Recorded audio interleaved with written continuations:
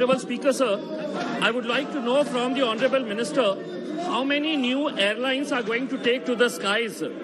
Can the Minister please inform that when will the operations of Jet Airways, which has been taken over by a new owner, and also we hear about other airlines like Akasa Airlines also taking to the skies.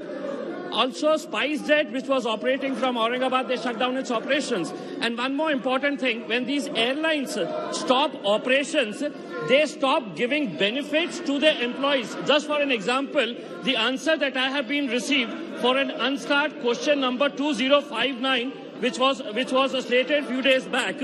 Now that airline, the question was whether it has come to the notice of the government that thousands of employees of Jet Airways have not been paid gratuity and shut down their operations. Now the answer that has been given is some of the employees of Jet Airways have filed the claim applications, but the Office of the Chief Labour Commissioner Central regarding shutting down of the operations, they have not received any notice. Now this is very astonishing. When the airlines has shut down its operations, you're not giving the benefits to thousands of employees, and the Labour Commissioner Office is saying that we have not received any notification. So can the Minister please reply to this question? Thank you very much. अध्यक्ष महोदय, सांसद महोदय ने एक बहुत महत्वपूर्ण प्रश्न उठाया।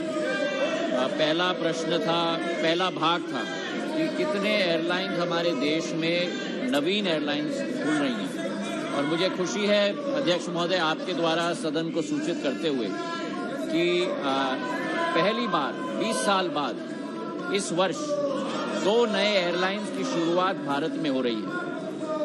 एक नव निर्मातित जेट एयरवेज के रूप में और एक और एयरलाइन अकासा के रूप में।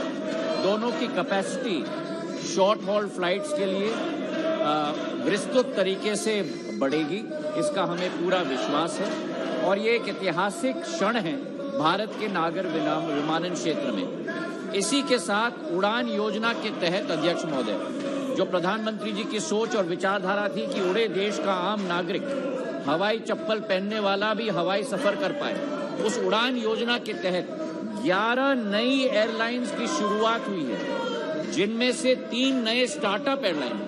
तो ये एक शुभ संकेत है नागर विमानन क्षेत्र के लिए। हमारे ऊपर भार भी बहुत है क्योंकि तेल के दाम भी बहुत बढ़ चुके हैं, लेकिन इस विसंगति में, संकट के वातावरण में भी हमारा क्षेत्र आगे बढ़ने की कोशिश कर रहा है। जहां तक प्रश्न उठाया था जेट एयरवेज के हमारे सारे कर्मचारियों के लिए, ये मामला एनएलसीटी के अधीन है और एनएलसीटी के द्वारा ही आदेश इस विषय पर दिया जाएगा। Shri बालाशोरी।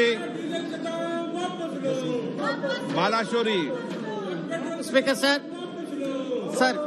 I extended my greetings to the Honorable Union Minister for restoring the international flights.